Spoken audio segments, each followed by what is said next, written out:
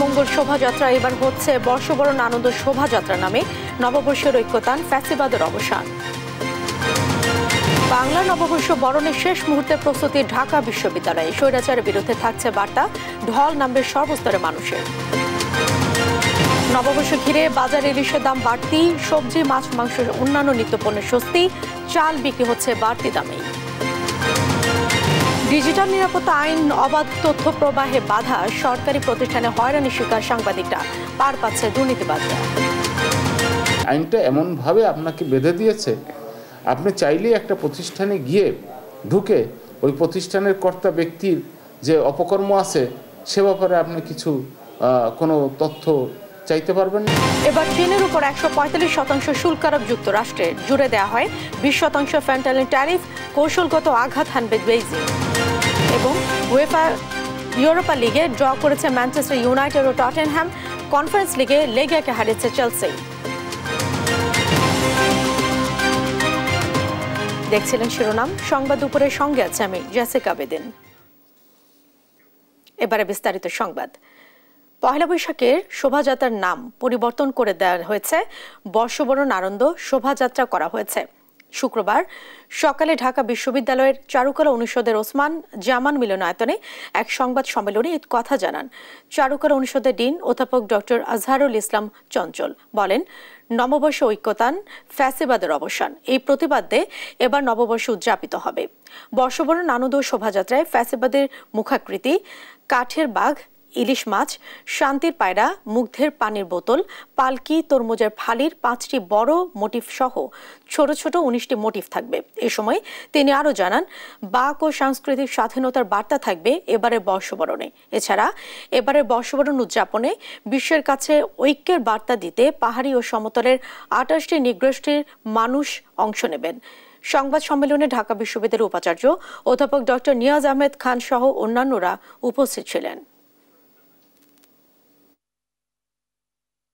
শিক্ষক ও শিক্ষার্থীদের মতামতের ভিত্তিতে বৈশাখ উদযাপনের উদ্যোগ নিয়েছি। সিনেট ভবন মিলনায়তনে অনুষ্ঠিত সভায় সিদ্ধান্ত অনুযায়ী এবারের প্রতিপাদ্য নির্ধারণ করা হয়েছে, নববর্ষের ঐক্যতান, ফ্যাসিবাদের অবসান। বাংলা নববর্ষ 1432কে বরণ করে নিতে ঢাকা বিশ্ববিদ্যালয়ের চারুকলা অনুষদ প্রাঙ্গণে পুরো দমে চলছে শেষ মুহূর্তে প্রস্তুতি। এবার 24শে জুলাই অভ্যুত্থানকে ধারণ করে স্বৈরাচারের বিরুদ্ধে বার্তা দেওয়া হবে বলে জানিয়েছেন আয়োজন সংশ্লিষ্টরা। শৈশব বর্মনের ক্যামেরায় আরও জানাচ্ছেন এনআই নাহিদ। নববর্ষের ঐক্যতান, ফেস্টিভালের অবসান প্রতিপাদ্যে বর্ণাঢ্য শোভাযাত্রার মাধ্যমে পহেলা বৈশাখকে বরণ করে নিতে এবারও ঢাকা বিশ্ববিদ্যালয়ের চারুকলা অনুষদ প্রাঙ্গণে চলছে শেষ মুহূর্তের প্রস্তুতি। নববর্ষের শোভাযাত্রার রাজা, রানী, পেঁচাসহ পশু পাখির মুখোশ তৈরিতে ব্যস্ত সময় পার করছেন শিক্ষার্থীরা। এবার স্বৈরাচারের প্রতিকৃতি, ইলিশ মাছ, কাঠের বাঘ, শান্তির পায়রা আর পালকির মতো বিষয়কে মোটিফ হিসেবে ব্যবহার করা হচ্ছে। উৎসব মুখর এই আয়োজনের প্রস্তুতি দেখতে এসে উচ্ছ্বসিত শিক্ষার্থীরা। পহেলা বৈশাখের দিন দেখবো সামনে থেকে, তো সব মিলিয়ে অনেক বেশি ভালো লাগছে, অনেক বেশি এক্সাইটেড। তো আমরা অনেক বেশি এক্সাইটেড যে আমরা ফ্রেন্ডরা মিলে সবাই একসাথে নববর্ষ উদযাপন করব। সকালে শাড়ি পরে মঙ্গল শোভাযাত্রায় আসবো, একসাথে পান্তা ইলিশ খাবো, ক্যাম্পাসে অনেক আড্ডা দিব। জাতি, ধর্ম, বর্ণ নির্বিশেষে সবার স্বতঃস্ফূর্ত অংশগ্রহণে উদযাপিত হবে নববর্ষ আশা দর্শনার্থীদের। এখানে সবকিছু দেখে এত কালারফুল, এত বিভিন্ন রকমের ডিজাইন এবং সবার ক্রিয়েটিভিটি দেখে অনেক সুন্দর লাগছে। আশা করব সবাই এই সামনে আমাদের যে পয়লা বৈশাখে ধর্ম বর্ণ নির্বিশেষে সবাই এখানে আসবে। এদিকে শোভাযাত্রায় নানা ধরনের প্রতীকী শিল্পকর্ম এবং বাংলা সংস্কৃতির পরিচয়বাহী নানা প্রতীকী উপকরণ ছাড়াও জলরং, সরাচিত্র ও মুখোশ বিক্রি করা হচ্ছে। বিক্রয়লব্ধ অর্থ শোভাযাত্রায় ব্যয় করা হবে। স্টুডেন্টদের যেরকম কাজ, ওগুলো হচ্ছে 1000 থেকে 1200, 3000 এরকম আছে, 1500 আছে, এক একটা রেঞ্জ। বললাম তো, কাজের উপর নির্ভর করে। জুলাই অভ্যুত্থানের চেতনাকে ধারণ করে স্বৈরাচারের বিরুদ্ধে বার্তা দেবে এবারের শোভাযাত্রা, জানান এ শিক্ষক। অন্যান্য বারের মতোই এবার বাংলাদেশের ফোক মোটিভ এর পাশাপাশি ফ্যাসিবাদের মুখচ্ছবি নামে একটি মোটিভ থাকবে। বাংলা নতুন বছর বাঙালির জীবনে অনাবিল আনন্দের বার্তা নিয়ে আসবে, এমনটাই প্রত্যাশা সবার। এনআই নাহিদ, দেশ টিভি, ঢাকা। ছুটির দিনে নিত্যপণ্যের বাজার পরিস্থিতি জানাতে এই মুহূর্তে রাজধানীর কারওয়ান বাজার থেকে যুক্ত হচ্ছেন সহকর্মী মোহাম্মদ আলাউদ্দিন। আলাউদ্দিন, ছুটির দিনে নিত্যপণ্যের দরদাম কেমন দেখছেন আপনি? দুদিন পর পহেলা বৈশাখ, তো ইলিশের সরবরাহ কেমন দেখছেন আপনি? দাম কেমন?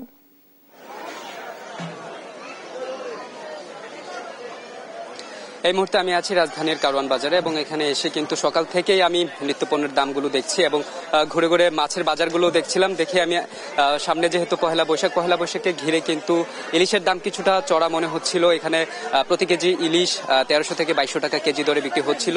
আমরা বিক্রেতা এবং ক্রেতা উভয়ের সাথে কথা বলি এবং ক্রেতারা যেমনটা জানাচ্ছিলেন যে দাম কিছুটা তাদের কাছে বেশি মনে হলেও বিক্রেতারা যেটা বলছিলেন যে দাম আগের তুলনায় কিন্তু কম মনে হচ্ছে তাদের কাছে। এবং সেই সঙ্গে অন্যান্য যে মাছের দোকানগুলো রয়েছে সে মাছের দামও কিন্তু সহনীয় মাত্রায় রয়েছে বলে জানাচ্ছিলেন ক্রেতারা। সেখানে আমরা দেখতে পাই যে বিভিন্ন রকমের যে কার্প জাতীয় মাছগুলো রয়েছে সেই মাছের দাম কিন্তু কেজি দরে আমরা দেখতে পাচ্ছি 150 থেকে 200 টাকার মধ্যেই পাওয়া যাচ্ছে। সেই সঙ্গে আমি যদি কাঁচা বাজারের কথা বলি, সবজির দাম কিন্তু সহনীয় মাত্রায় রয়েছে এবং ক্রেতারা সেখানে কিনে কিন্তু স্বস্তি বোধ করছেন তারা বলছিলেন। সেই সঙ্গে আমরা দেখছি যে টমেটো, গাজর কিংবা অন্যান্য যেসব শসা জাতীয় রয়েছে সবজি, সেইগুলোর দাম কিন্তু 35 থেকে 45 টাকার মধ্যে পাওয়া যাচ্ছে। লেবুর দাম যেটি রমজানে আমরা দেখতে পাচ্ছিলাম হালি প্রতি 80 টাকা ছিল, সেটি কিন্তু এখন 20 টাকা দরে বিক্রি হচ্ছে প্রতি হালি। এবং সেই সঙ্গে পেঁয়াজের দাম যদি আমি বলি, পেঁয়াজের দাম ছিল অনেক বেশি, সেখানে আমরা পেঁয়াজ এখন পাচ্ছি মাত্র 35 থেকে 45 টাকার মধ্যে। রসুনের দাম যদি বলি, সেখানে রসুনের দাম দেখা যাচ্ছে মান ভেদে 150 থেকে 200 টাকার মধ্যেও পাওয়া যাচ্ছে। কিছু কিছু জায়গায় আমরা দেখতে পাচ্ছি 100 থেকে 120 টাকার মধ্যেও কিন্তু সেখানে পাওয়া যাচ্ছে। আমরা যদি মাংসের দোকানের কথা বলি, সেখানে আমরা ঘুরে দেখি এবং ক্রেতা এবং বিক্রেতা উভয়ের মতামত নেই। সেখানে আমরা দেখতে পাই যে ফার্মের মুরগি যেগুলো রয়েছে সেগুলোর দাম কিন্তু 150 টাকা দরেই পাওয়া যাচ্ছে। এবং আমরা যদি সোনালী মুরগির কথা বলি, সোনালী মুরগি কিন্তু 250 থেকে 300 এবং কিছু ছোট জাতের যে সোনালী মুরগিগুলো রয়েছে সেগুলো কিন্তু আমরা 250 টাকা 200 থেকে 250 টাকার মধ্যেই পেয়ে যাচ্ছি। আমি যদি চাল, ডাল এবং মুদি পণ্য যেগুলো রয়েছে সেগুলোর কথা বলি, সেখানে আমরা দেখতে পাই যে 28 চাল যেগুলো রয়েছে একটু চিকন জাতের, সেগুলোর দাম 65 টাকা দরেই পাওয়া যাচ্ছে। 60 টাকা দরে একটু মোটা ধরনের যে চালগুলো রয়েছে সেগুলো পাওয়া যাচ্ছে। প্রিমিয়াম নাজির চাল যেগুলো রয়েছে সেগুলো 85 টাকা এবং সেই সঙ্গে পোলাও চাল যেগুলো রয়েছে সেগুলো কিন্তু 100 থেকে 150 টাকার মধ্যেই পাওয়া যাচ্ছে। তো সর্বোপরি আমার কাছে মনে হয়েছে যে বাজার দর সহনীয় মাত্রায় কিছুটা থাকলেও ইলিশের বাজারে একটু দামটা একটু বেশি মনে হচ্ছিল, যেহেতু ক্রেতারা সেটাই বলছিলেন যেহেতু সামনে পহেলা বৈশাখ, আর বেশি দিন নেই, মাত্র 2 দিন পরেই পহেলা বৈশাখ। তো পহেলা বৈশাখকে ঘিরে কিন্তু অন্যান্য যেসব মাছের সঙ্গে আমরা জানি মাছে ভাতে বাঙালি আমরা, সেই সঙ্গে পহেলা বৈশাখে মাছের সাথে কিন্তু অন্যান্য যেসব নিত্যপণ্য রয়েছে সেগুলো কিন্তু তাদের দরকার হয় এবং সেই জন্য সকাল থেকেই কিন্তু আমরা দেখতে পাচ্ছি মানুষের ভিড় আস্তে আস্তে করে বাড়ছে। তবে ছুটির দিন হওয়ায় কিন্তু এবং ঈদ পরবর্তী বাজার হওয়ায় আগের তুলনায় তেমনটা চাপ লক্ষ্য করা যায়নি। তো এই ছিল রাজধানীর কারওয়ান বাজার থেকে নিত্যপণ্যের দামের সর্বশেষ। আলাউদ্দিন, আপনাকে ধন্যবাদ। দর্শক, ছুটির দিনে নিত্যপণ্যের দরদাম সম্পর্কে জানাচ্ছিলেন সহকর্মী মোহাম্মদ আলাউদ্দিন। দেশে অসংখ্য গণমাধ্যম এখন, তবে গণমানুষের কথা কতটুকু তুলে ধরতে সক্ষম এ মাধ্যমগুলো? প্রচার তো পরের কথা, চাইলে কি তথ্য সংগ্রহ করা সম্ভব দেশের সরকারি বেসরকারি দফতর ও প্রতিষ্ঠানগুলো থেকে? গত 16 বছরে করা আইন ও নীতিমালা গণমাধ্যমকে কি মুক্ত করতে পেরেছে, নাকি দুর্নীতিবাজদের আড়াল করতে করা হয়েছে আরো বন্দী? সেই প্রশ্নই উত্তর খুঁজেছেন এম এ আজিম। না না, প্লিজ প্লিজ, আপনি জোর করবেন, আপনি জোর করবেন কেন আমার সাথে? ঢুকতে পারবে না সেটা একটু বলবেন তো। জনস্বাস্থ্য প্রকৌশল অধিদপ্তর। জনসাধারণের প্রবেশ অধিকার থাকলেও এখানে ঢুকতে পারে না সাংবাদিকরা, নিতে হয় পূর্বানুমতি। তবে সেটাও দেয়া হয় না দপ্তর থেকে, বলা হয় বিকল্প কোনো মাধ্যম খুঁজতে হবে। ডিসিশনে বলছি এই না যে আমি কোনো কর্মকর্তার সাথে কারোর মিট করে দেব। বিকল্প মাধ্যম হিসেবে দপ্তরটির ওয়েবসাইটে কর্মকর্তাদের নম্বর খুঁজতে গেলে দেখা যায় সেখানে প্রধান প্রকৌশলীর কোনো ফোন নম্বরই নেই। অতিরিক্ত প্রধান প্রকৌশলীর নম্বরটি অসম্পূর্ণ। তার পরবর্তীতে থাকা কর্মকর্তার নম্বর পেলেও তিনি অপারগতা জানান বিষয়টিতে। একটু বলবেন যে আসলে কি করা যায় এখন? উল্টো ভেতর থেকে একজন কর্মকর্তাকে পাঠিয়ে বাধা দেওয়ার চিত্র ধারণেও বাধা দেয়া হয়। তেরে আসেন ক্যামেরা বন্ধ করতে। তিনি জানান কর্মকর্তাকে পেতে আগে খুঁজে বের করতে হবে তার বন্ধু বান্ধবদের, তাদের সহযোগিতায় নম্বর সংগ্রহ করে নিতে হবে অনুমতি। কোনো কারো নাম্বার, আপনার নাম্বার আমি ইচ্ছা করলে আপনার বন্ধু বান্ধব বা আপনার সাংবাদিক সমিতি যারা আছে তাদের কাছে আমি আপনার নাম বললে তার কাছ থেকে নাম্বার নেওয়া কোনো বিষয় না। যেখানে সাংবাদিকরা ঢুকতেই পারে না সেখানকার তথ্য প্রাপ্তি, অনিয়ম আর দুর্নীতির সংবাদ প্রকাশ অনেকটা কষ্টসাধ্য। তবে যে সকল প্রতিষ্ঠানে ঢুকতে পারা সম্ভব সেখানকার বাস্তব চিত্রও কি তুলে ধরা সম্ভব একজন সাংবাদিকের ক্ষেত্রে, নাকি তোপের মুখে পড়তে হয় অনিয়মরত বা দুর্নীতিবাজ কর্মকর্তাদের? শহীদ সোহরাওয়ার্দী মেডিকেল কলেজ হাসপাতাল, যেখানে সেবা প্রত্যাশীদের অভিযোগ পাহাড় সমান, সত্যতাও ধরা পড়তে শুরু করে দেশ টিভির ক্যামেরায়। 30 টাকা কি জন্য নিলেন? আমি চাই না উনি দিতে ভাই, ছাড়া এরই মধ্যে শুরু হয় বাধা দেয়া। রোগীদের জিম্মি করে টাকা আদায়ের ছবি নিতে লাগবে তাদেরই অনুমতি। এদেরকে যে আপনি বাধা দিলেন সেটা কেন, সেটা একটু কেন দিচ্ছে? হ্যাঁ, কারণ আপনি এই জিনিসটা তো এক জায়গায় প্রচার হবে, সবকিছু তো একটা সুন্দর আছে। আপনার বাসার তো একটা পর্দার সিস্টেম আছে, আপনি একটা কোনো জায়গায় ঢুকে পড়লেন, কোনো কিছু আপনি ম্যানেজ না করে আপনি এটা করলেন, আপনি বলতেন আপু আমি ভিডিও করব।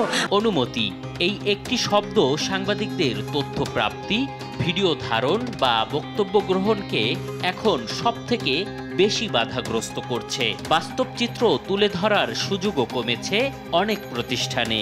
আনসার সদস্য বা কর্মকর্তারা সঙ্গে থেকে তাদের পছন্দ অনুযায়ী ছবি তুলতে বাধ্য করা হয় অনেক ক্ষেত্রে।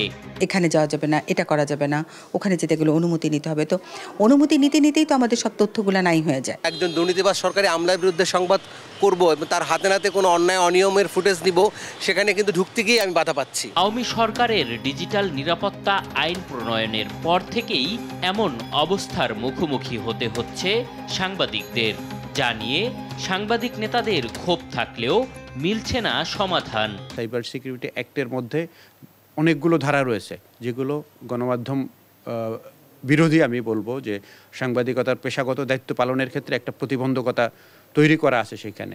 এই আইনটা এমনভাবে আপনাকে বেঁধে দিয়েছে, আপনি চাইলেই একটা প্রতিষ্ঠানে গিয়ে ঢুকে ওই প্রতিষ্ঠানের কর্তা ব্যক্তির যে অপকর্ম আছে সে ব্যাপারে আপনি কিছু কোনো তথ্য চাইতে পারবেন না। বিষয়টি নিয়ে প্রেস ইনস্টিটিউট বাংলাদেশ পিআইবির মহাপরিচালকের সঙ্গে কথা বললে তিনি জানান, এমন পরিস্থিতিতে সাংবাদিকদের হতে হবে কৌশলী। সাংবাদিকতা তো আসলে শুধুমাত্র মানে আপনার অ্যাক্সেসের উপর না, আপনার যোগ্যতার উপর। আপনি চাইলে, আপনি মনোযোগী থাকলে, আপনি নিষ্ঠাবান থাকলে আপনি কিন্তু অনেক কিছু উদ্ঘাটন করতে পারেন। কোনো কিছু সহজ না।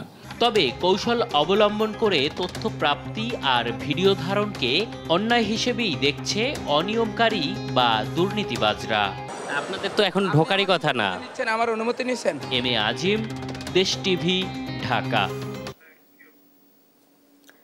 চুরি, ছিনতাই ও ডাকাতি ঠেকাতে রাজধানীর হাতিরঝিলে চেকপোস্ট বসিয়ে তল্লাশি চালিয়েছে যৌথ বাহিনী। বৃহস্পতিবার মধ্যরাতে সেনাবাহিনী, পুলিশ, র্যাব ও ট্রাফিক পুলিশের সমন্বয়ে গঠিত যৌথ বাহিনীর নেতৃত্বে চলে এ তল্লাশি। এ সময় মোটরসাইকেল ও প্রাইভেট কার থামিয়ে কাগজপত্র যাচাই বাছাই ও তল্লাশি চালায় আইনশৃঙ্খলা বাহিনী। মোটরসাইকেল আরোহীদের হেলমেট ও গাড়ির কাগজপত্র ঠিক না থাকায় অনেককে মামলা দেওয়া হয়। রাতে অপরাধমূলক কর্মকাণ্ড কমাতেই নিয়মিত অভিযান চলে বলে জানায় আইন শৃঙ্খলা বাহিনী। এদিকে প্রশাসনের এমন তৎপরতায় অপরাধ কমে আসবে বলে আশা সাধারণ যাত্রীদের। নিরাপত্তা এড়াতে এমন উদ্যোগে সন্তুষ্টি জানান তারা। এখন যে অকারণগুলো হচ্ছে, এইভাবে যদি প্রত্যেকটা জায়গায় ফাইন্ড আউট হয়, আমার মনে হয় যে অনেক ভালো কিছু হবে। না, আইন শৃঙ্খলা বাহিনীর প্রতি আমরা সন্তুষ্ট। আসলে এরকম চেক করা উচিত আমি মনে করি। কিন্তু সত্যি কথা বলতে বিআরটির যে ঝামেলাগুলো ভাই, এটা ভাষায় প্রকাশ করার মতো না। বিভিন্ন সময় মোটরসাইকেলে বিভিন্ন অপরাধ সংঘটিত হয়, সেটাও একটা কারণ। আবার অনেক সময় রাতের বেলায় কাগজপত্রবিহীন গাড়িগুলো চলাফেরা করে, সেটাও একটা কারণ, যে কারণেই এটা করা। চট্টগ্রামের সীতাকুণ্ড উপজেলার ৪ নম্বর মুরাদপুর ইউনিয়ন যুবলীগের যুগ্ম সম্পাদক মুসলিম উদ্দিনকে কুপিয়ে হত্যা করেছে দুর্বৃত্তরা। বৃহস্পতিবার রাতে মুরাদপুর ইউনিয়নের বেরিবাদ এলাকায় এই ঘটনাটি ঘটে। তিনি ৫ নম্বর ওয়ার্ড আওয়ামী লীগের সভাপতি আবু তাহেরের ছেলে। নিহতের স্বজনেরা জানায়, বেরিবাদ এলাকায় নির্মাণাধীন একটি কারখানায় সুপারভাইজার হিসেবে কর্মরত ছিলেন মুসলিম উদ্দিন। রাতে ১০-১২ জন দুর্বৃত্ত অতর্কিত হামলা চালিয়ে তাকে কুপিয়ে গুরুতর আহত করে। খবর পেয়ে তাকে উদ্ধার করে চট্টগ্রাম মেডিকেল কলেজ হাসপাতালে নেয়ার পথে তার মৃত্যু হয়। এ ঘটনায় তদন্ত চলছে বলে জানিয়েছে পুলিশ।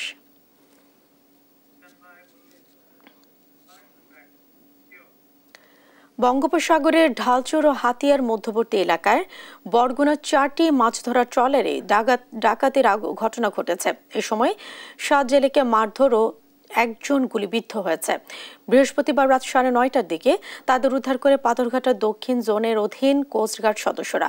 এ সময় 4টি ট্রলার থেকে প্রায় 60 লাখ টাকার জাল, 20 লাখ টাকার মাছ, নগদ 50,000 টাকা ও জেলেদের ব্যবহৃত 30টি মোবাইল ফোন নিয়ে যায় তারা। কোস্টগার্ড জানায়, পাথরঘাটা থেকে গভীর সমুদ্রে 4টি ট্রলার নিয়ে জেলেরা মাছ ধরতে গেলে বৃহস্পতিবার রাতে 25 থেকে 30 জন মুখোশধারী জলদস্যু জেলেদের অস্ত্রের মুখে জিম্মি করে। জেলেদের মারধর করে ডাকাতি শেষে ট্রলারগুলোর ইঞ্জিন বিকল করে পালিয়ে যায় তারা।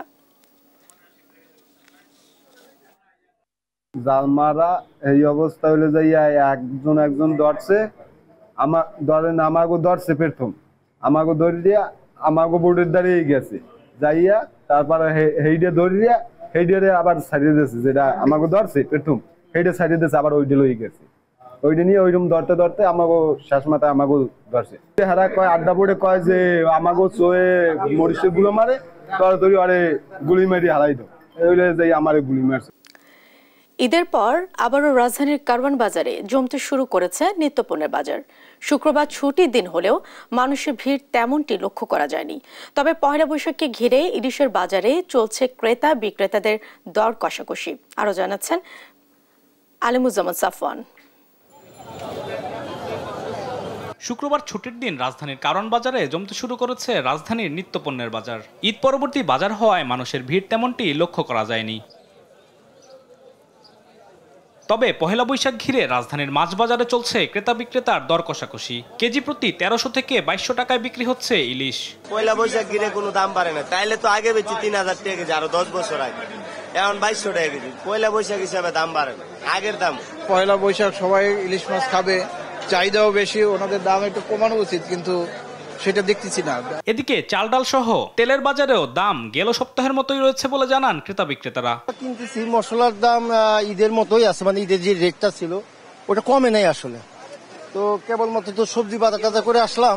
যেরকম করলা 60 টাকা 70 টাকা ভালো করলা পাওয়া যাচ্ছে, এবারে ভেন্ডি 60 টাকা 50 টাকা পাওয়া যাচ্ছে, কাঁচামরিচ 40 টাকা কেজি পাওয়া যাচ্ছে, গাজর 20 টাকা কেজি, কুমড়ো 10 টাকা কেজি, সবই পাওয়া যাচ্ছে কম দামে।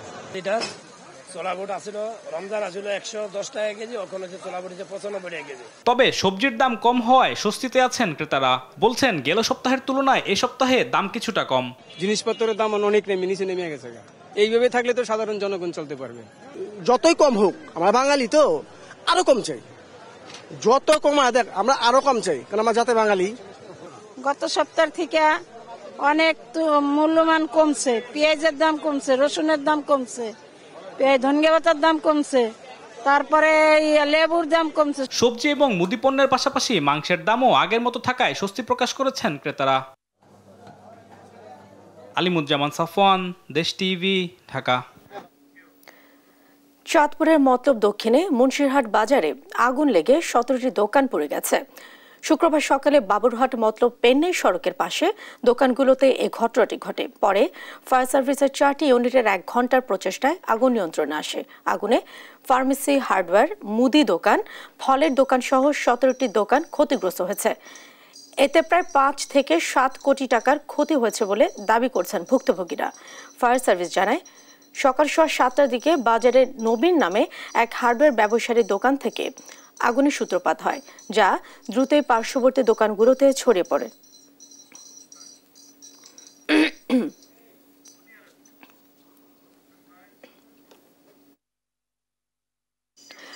সামান্য বৃষ্টি হলেই ময়মনসিংহ নগরীর অধিকাংশ এলাকায় হাঁটু পানি জমে ভোগান্তিতে পড়তে হয় মানুষকে।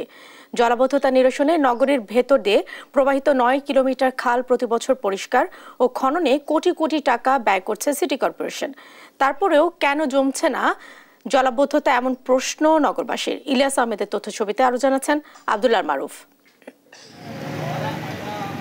জলাবদ্ধতা নিরসনে খাল খনন ও পরিষ্কারে 2020-21 অর্থ বছরে 26 লাখ, 2021-22 অর্থ বছরে 55 লাখ, 2022-23 অর্থ বছরে 60 লাখ এবং 2023-24 অর্থ বছরে 64 লাখ টাকা ব্যয় করে ময়মনসিংহ সিটি কর্পোরেশন। এরপরেও অধিকাংশ খাল ময়লা আবর্জনায় ভরপুর। এতে পানি নিষ্কাশন না হওয়ায় সামান্য বৃষ্টিতেই নগরীতে সৃষ্টি হয় জলাবদ্ধতা। বৃষ্টিতে আবার রাস্তাঘাটে পানির জমা জায়গায়, এদিকে পানি বাড়ি করে পানির জমা জায়গায়, যে খালে পরে মানুষ তার পানা এ বলে পরে সব মানুষ বইনা চলো ফারে চলে খালগুলো আস্তে আস্তে মুঞ্জিয়ে আর কি ইয়ে গেছে, ওই বড় হয়ে গেছে কাজে পানি হয় উপরে উঠতে পারে। খাল খনন উদ্যোগটি সিটি কর্পোরেশনের অপরিকল্পিত বলছেন স্থানীয়রা। এটিকে শুধুই অর্থের অপচয় হিসেবে দেখছেন তারা। অর্থ ব্যয় করেও কাজ না হওয়ায় ভোগান্তিতে ক্ষোভ নগরবাসীর। এটা আপনারা সেটিং না হওয়া পর্যন্ত খাল যতই খুদেন বা খুদাইলে কোনো ফায়দা আসবে না, বরং সরকারের টাকাটা বৃথায় যাবে। এটি যদি পরিকল্পিতভাবে খাল খনন করে যেই অর্থ বরাদ্দ হয় কিংবা ব্যয় হয় তার চাইতে অনেক কম টাকা দিয়ে এটি আসলে যথাযোগ্যভাবে পরিকল্পনাভাবে যদি করে তাহলে খাল খনন করা সম্ভব। মানুষের ভোগান্তি লাঘবে পরিকল্পিতভাবে খাল খননের কথা জানিয়ে সিটি প্রশাসক বলছেন অনিয়ম রোধে কঠোর নজরদারি বাড়ানো হয়েছে। এডিবি থেকে একটা প্রকল্প নেওয়া হবে এই 6টা খালকে নিয়েই, এবং ওটা পুরো 6টা খালের কমপ্লিট যে সলিউশনটা সেটা আশা করা যায় সামনের বছরে হবে। মনিটরিংয়ের জন্য আমি কিছু স্পেসিফিক অফিসারকে দায়িত্ব দিয়েছি যারা আমাকে ইনফরমেশন দেয় টাইম টু টাইম। বর্ষায় জলাবদ্ধতা থেকে রক্ষায় নগরীর বিভিন্ন খাল ও ড্রেন পরিষ্কার অভিযান চলছে গেল ডিসেম্বর থেকে। এতে ময়লা পানির প্রবাহ সচল হলেও মাটি ভরাট এবং জমাট বাঁধা ময়লায় পথে পথে বাধাগ্রস্ত হচ্ছে। এতে বর্ষা মৌসুমে ভয়াবহ জলাবদ্ধতার আশঙ্কা নগরবাসীর। নিউজ ডেস্ক, দেশ টিভি। দখল দূষণে অস্তিত্ব হারাতে বসেছে করতোয়া শিরোনামে দেশ টিভি সহ বিভিন্ন গণমাধ্যম, টিএমএসএস ও এর অঙ্গ সংগঠনগুলোর নদীর জায়গা দখলের প্রতিবেদন প্রচারের পর নড়েচড়ে বসে প্রশাসন। বুধবার সকাল থেকে দিনভর জেলা প্রশাসনের নেতৃত্বে সেনাবাহিনী ও পুলিশের সহযোগিতায় গুড়িয়ে দেওয়া হয় নদীর জায়গায় গড়ে ওঠা বিসিএল গ্রুপের গ্লাস ফ্যাক্টরির স্থাপনা। বিসিএল কর্তৃপক্ষ নদী দখলের অভিযোগ অস্বীকার করলেও এই অভিযানকে স্বাগত জানিয়েছে স্থানীয়রা। বগুড়া থেকে আরো জানাচ্ছেন সহকর্মী সঞ্জু রায়। দখল দূষণে অস্তিত্ব হারাতে বসা করতোয়ার প্রাণ ফেরাতে এবার রাঘব বোয়ালদের গলা টিপে ধরেছে বগুড়া জেলা প্রশাসন। বছরের পর বছর নদীর দখলদার হিসেবে বারবার নাম আসায় টিএমএসএস, বিসিএল ও এর অঙ্গ সংগঠনগুলোর বিরুদ্ধে জেলা প্রশাসন অভিযান চালিয়ে বুধবার দিনভর এক্সক্যাভেটর দিয়ে গুড়িয়ে দেয় করতোয়া নদী ভরাট করে গড়ে তোলা বিসিএল গ্লাস ফ্যাক্টরির অবৈধ স্থাপনাগুলো।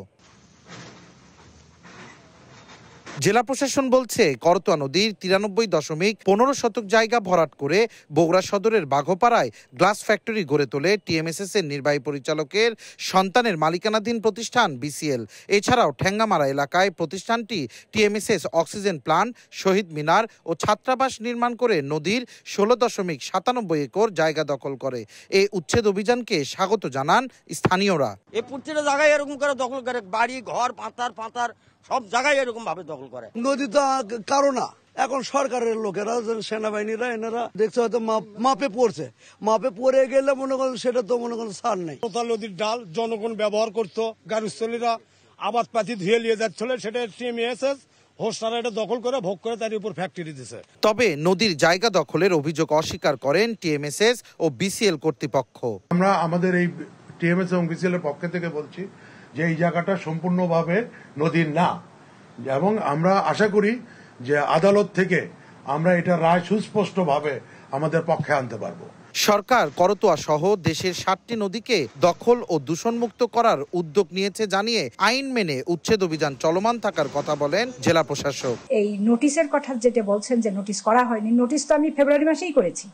সেই নোটিশের প্রেক্ষিতে তো উনি কোর্টে যে উনি হেরেছেন, এই মুহূর্তে আদালতের কোনো নিষেধাজ্ঞা নেই। যার কারণে আমরা আমাদের উচ্ছেদ অভিযান পরিচালনা করছি এবং নদীকে আমরা দখলমুক্ত করব এবং একইভাবে করতোয়া নদীর তীর ঘেঁষে যে সকল অবৈধ স্থাপনা রয়েছে, শুধু টিএমএসএস না, যত স্থাপনা রয়েছে সবগুলাই আমরা অপসারণ করব।